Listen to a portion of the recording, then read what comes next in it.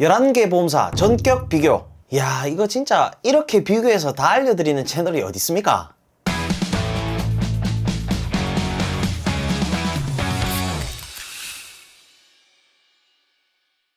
네, 안녕하세요. 여러분들의 갈증을 톡 쏘는 보험 지식으로 해소시켜드리는 보험사이다입니다.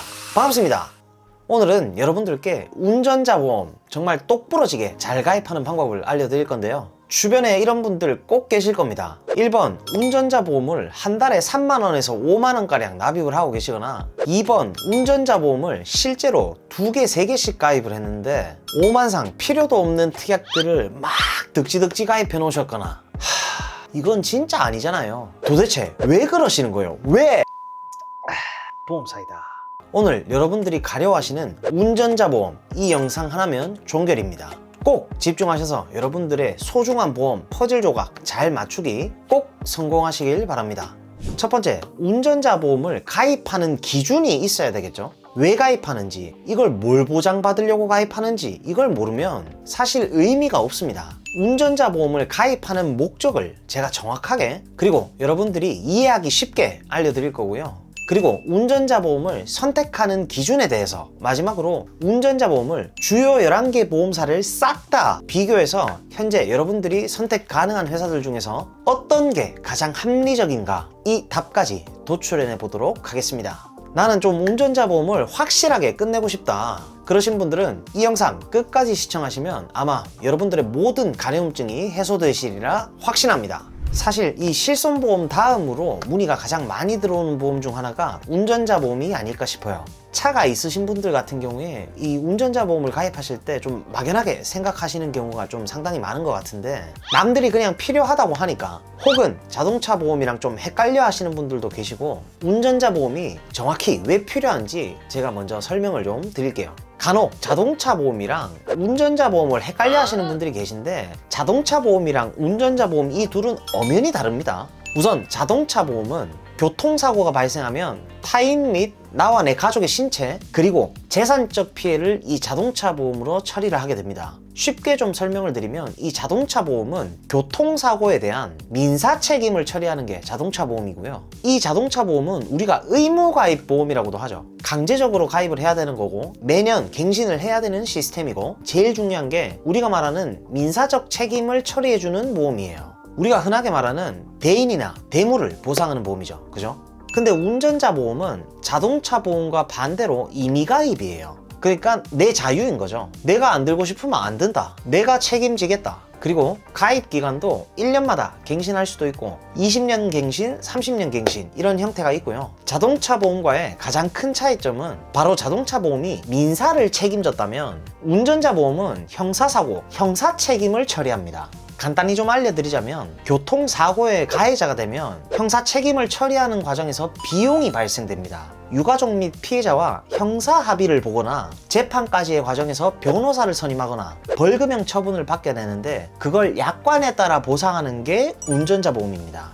오케이, 이제 운전자 보험이 형사 책임을 보장한다는 건 알았어. 근데 이 형사 책임이라는 개념이 일반인들한테는 조금 모호하죠. 네, 사실 여러분들이 이게 조금 헷갈릴 수밖에 없습니다. 일단 형사 책임의 대표적인 게 12대 중과실 사고입니다. 보통 신호위반이나 중앙선 침범, 속도 위반, 앞지르기 이런 것들이 있는데 여기에서 이 전체를 다 보장하는 건 아니고요. 음주운전이나 무면허, 뺑소니 이런 건 딱 이름만 들어도 안 될 것 같잖아요. 그렇죠? 안 되는 것들이 있죠. 이 세 개는 면책입니다. 보장이 안 된다는 거예요. 12대 중과실이 이름이 뭔가 중과실이니까 이게 엄청나게 큰 과실일 것 같은데 생각보다 중앙선 침범 같은 경우에는 사실 동네마다 불법 유턴이나 뭐 아니면 불법 좌회전 같은 그런 구간들이 다 있잖아요. 그때 사고가 나면 중앙선 침범인 경우가 대부분입니다. 그렇죠. 생각보다 우리가 형사 책임에 대한 사고가 쉽게 일어날 수가 있다는 거예요. 물론 교통법규 잘 지키면 문제가 없겠지만 그리고 12대 중과실이 아니더라도 사망사고 혹은 중상해 사고 시에도 형사 책임으로 넘어가게 됩니다. 뉴스에서 자동차가 몇 종 추돌 사고로 몇 명이 사망하고 몇 명이 중상해를 입었다 이런 뉴스가 나오잖아요. 거기에서 나오는 게 이제 형사 책임입니다. 그러면 이 형사 책임에 대해서 어떻게 진행이 되느냐 우리는 사실 잘 모르죠. 교통사고가 콩 하고 났다고 하면 이제 보험사 바로 급하게 전화해가지고 보험사를 부르게 되죠. 그럼 보험사에서 다 정리하고 우리는 그것만 받잖아요. 근데 실제로 형사사고의 처리 절차가 어떻게 되냐, 일단 교통사고가 납니다. 일반적인 작은 경미한 사고에서는 보험사가 출동해서 다 정리하고 끝나지만 중상해라던가 12대 중과실 사고 같은 경우에는 일단 경찰서로 가야 되죠. 그럼 경찰 조사를 받아요. 그래서 여기서 이 두 가지로 나뉩니다. 공소권이 없는 사고와 공소권이 있는 사고로 나뉘는 거죠. 12대 중과실 같은 경우에는 법을 명백히 어긴 거잖아요. 그렇기 때문에 공소권이 있습니다. 그런데 사망 및 중상해 사고는 내가 법을 어긴 건 아니야. 대신에 교통사고가 크게 난 거일 뿐이에요. 이런 경우에는 공소권이 없습니다. 자, 그런데 공소권이 있든 없든 위 사고에 대해서는 피해자와 일단 합의를 봐야 돼요. 그리고 이 합의 본 내용을 근거로 법원의 판결이 나오는 거죠. 법원에 판결이 나오니까 여기서부터 약간 좀 진지해지죠. 그러면 벌금이라든지 아니면 법정 구속이 될 수도 있고, 내용에 따라서 진행 절차들을 보면 우리가 운전자 보험에서 어떤 특약이 필요한지를 알 수가 있어요. 일단 경찰 조사 단계부터 공소권이 있는 사고 없는 사고 이렇게 공판이 진행되는 거잖아요. 이럴 때 뭐가 필요하죠? 그렇죠, 변호사를 선임을 해야 되겠죠. 그래서 변호사 선임비라는 특약이 있고요. 그리고 피해자랑 합의를 볼 때는 합의금이 필요하죠. 그게 보험에서는 교통사고 처리지원금이라는 단어를 씁니다. 그게 어떤 회사는 형사합의금이라는 단어를 쓰기도 하고요. 그리고 이 교통사고 처리지원금 형사합의금은 6주 미만 사고 시에는 보상이 되지 않습니다. 스쿨존에서 난 사고는 6주 미만도 보상이 되는데 그 외의 사고는 경미한 사고로 보기 때문에 6주 미만 사고는 보상을 하지 않습니다. 이 부분이 고객님들이 사실 가장 의문이시더라고요. 6주 미만 사고 같은 경우에는 경미한 사고인데 이게 어차피 합의를 보면 자동차 보험에서 나가는데 이 운전자 보험을 왜 또 가입해야 되지? 이게 6주 미만이어도 형사합의금이 따로 나갈 수가 있습니다. 그렇기 때문에 6주 미만의 교통사고 처리지원금도 아주 중요한 특약입니다. 요즘 들어서 횡단보도 우회전할 때 파란불이 켜져 있으면 우리 우회전하면 안 되잖아요. 그때 만약 사고가 나면 경미한 사고라도 12대 중과실로 넘어가게 되는 거죠. 그래서 나온 게 6주 미만 사고에 대한 교통사고 처리지원금 특약이 따로 나와 있습니다. 자, 그리고 법원 판결을 받으면 뭐가 나오죠? 바로 벌금이 나오죠. 징역 몇 년, 벌금 얼마 이렇게 나왔을 때 그 벌금을 얘기하는 겁니다. 이게 또 대인하고 대물로 나눠서 구성이 돼 있고요. 대인은 3천만 원, 대물은 500만 원 한도죠. 이 5개 특약이 운전자 보험, 형사사고를 대비할 때 꼭 필요한 특약입니다.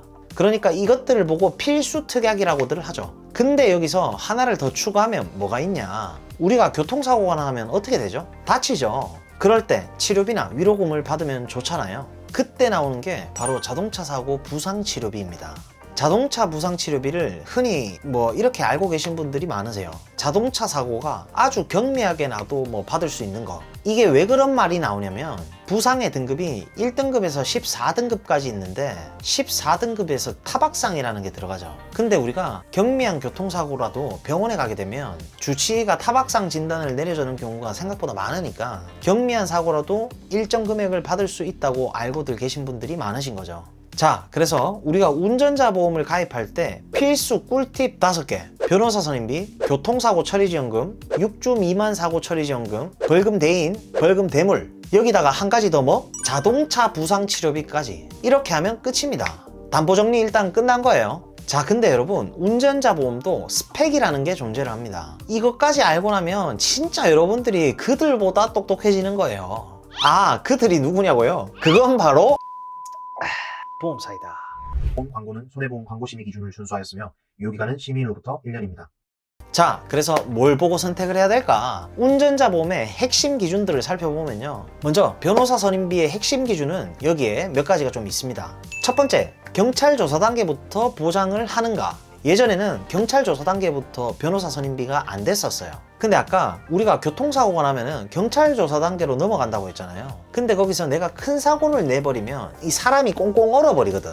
말도 좀 잘 못하게 되고, 근데 뭔가 또 초기 대응도 잘 못하겠고, 그리고 또 일단은 내가 사고를 냈으니까 누구랑 얘기를 하는 게 좀 무섭죠. 왜냐면 또 말실수를 할까봐, 그죠? 그래서 그때 변호사 선임비가 있으면 사실 이게 얼마나 든든하겠습니까? 그죠? 이게 거의 작년 하반기부터 적용이 됐죠. 지금은 거의 대부분의 회사에서 적용이 되고 있는데 여전히 안 되고 있는 회사들이 있습니다. 있어요. 이 운전자 보험 판매를 포기를 한 건가? 보험사이다. 그래서 경찰 조사 단계부터 보상이 가능한 회사를 선택하는 게 좋겠죠. 두 번째, 중상해 사고에도 변호사 선임이 가능한가? 변호사 선임비가 12대 중과실 그리고 사망 사고에만 보상이 되는 회사들이 생각보다 엄청 많아요. 특히 예전에는 그냥 그렇게만 됐었습니다. 그래서 이 중상해 사고가 어떻게 보면 이 사각지대처럼 보장이 안 됐었는데 어느 시점부터 이 중상해 사고를 보장하겠다라고 얘기한 회사들이 한두 군데씩 늘어나서 지금은 거의 절반 이상의 회사들이 중상해까지 보장이 되고 있습니다. 정말 이거는 중요한 것 같아요. 왜냐면 만약에 중상해 사고가 났는데 운전자 보험에서 변호사 선임 비용이 보장이 안 되면 중상해 사고 같은 경우에는 사람이 생존해 있는 거잖아요. 그렇죠. 그렇기 때문에 재판이 길어질 수도 있잖아요. 변호사 선임 비용이 올라갈 수도 있고, 근데 이 보장이 안 되면 정말 억울하겠죠. 그리고 최근에 추가된 부분입니다. 보험사에서 변호사 선임 비용을 직접 먼저 지급을 해주는가? 이거는 진짜 너무나 중요한 내용입니다. 이 내용이 뭐냐면요, 우리가 변호사를 선임을 하잖아요. 변호사 비용이 지출이 끝난 다음에 실비를 청구하는 개념인 겁니다. 내가 변호사한테 돈을 이 정도 냈으니까 지급을 해달라. 그럼 변호사한테 내가 돈을 줄 때 돈이 없으면 어떡해요? 그럼 어디서 또 빌려야 되겠죠. 이걸 또 어디 가가지고 빌려가지고 또 내야 되는 거예요. 그런데 일부 보험사에서는 변호사 선임비를 직접 결제를 대신해 주는 겁니다. 상당히 편하겠죠. 내 비용 부담이 생기지 않고 처리를 할 수가 있겠죠. 실비는 병원비가 만약 1,000만 원이 나왔는데 내가 먼저 수납을 하고 그 뒤에 보험사에 청구를 해가지고 돌려받는 개념이잖아요. 그거랑 똑같은 거예요. 내가 당장 1, 2천만 원을 내야 되는데 이게 사실 재판을 하게 되면 내가 당장 일상생활에 지장이 생기니까 수입도 줄 수도 있고 경제적으로든 정신적으로든 타격이 엄청 클 것 아닙니까? 그런 상황에서 내가 1, 2천만 원을 부담해야 된다는 것 자체가 굉장한 부담이 생기겠죠. 근데 그걸 보험사에서 대신 선지급, 직접 지급을 또 해주겠다는 건 상당히 메리트가 있다고 볼 수가 있습니다. 자, 그래서 제가 방금 말씀드린 이 세 가지가 동시에 보장되는 회사를 선택하시는 게 좋겠죠. 자, 그리고 교통사고 처리지원금은 이것만 보시면 됩니다. 6주 이상 사고는 보통 2억이고요. 6주 미만 사고 시에는 교통사고 처리지원금 한도가 얼마인가? 횡단보도 우회전 사고, 이런 사고 같은 경우에는 사실 좀 빈번하게 일어나죠. 그런 경우에는 보통 6주 미만 사고가 많아요. 근데 이게 내가 사고 난 곳이 스쿨존이 아닌데 거기서 어린애가 있어가지고 그때 거기서 사고가 났어요. 우리가 합의금을 책정할 때는 그 리스크를 반영해가지고 책정을 하잖아요. 그러니까 높게 부르는 거죠. 내 돈이 충분히 들어갈 수가 있다는 거죠. 그래서 이 교통사고 처리지원금의 한도가 높으면 높을수록 좋은데 지금은 이게 1,000만 원으로 보통 대부분 올라온 상황입니다. 근데 아직까지도 700만 원 뭐 이렇게 보장하는 회사가 있다. 가능하면 그런 회사는 좀 피해야 되겠죠. 그리고 이제 세 번째가 자동차 부상치료비입니다. 이 자동차 부상치료비가 원래는 14급 기준으로 예전에는 50만 원, 100만 원 이렇게도 있었죠. 근데 23년도부터는 30만 원이 한도입니다. 이 14급이 타박상이나 단순 염좌라고 보시면 됩니다. 우리가 교통사고가 나면 보통 병원에서 그렇게 진단을 받게 되죠. 그래서 14급 한도가 30만 원이 돼 있는지를 꼭 확인을 해보셔야 되고요. 그리고 1급부터 10급까지 더 높은 상해로 다치면 얼마나 더 보장이 되는가? 예를 들어서 A사는 1급부터 11급까지의 한도가 등급별로 쭉 나눠서 작은 금액부터 큰 금액까지 골고루 지급이 돼요. 근데 반면에 B사는 급수 상관없이 전부 다 30만 원이에요. 크게 다치더라도 내가 받을 돈이 30만 원이라는 거죠.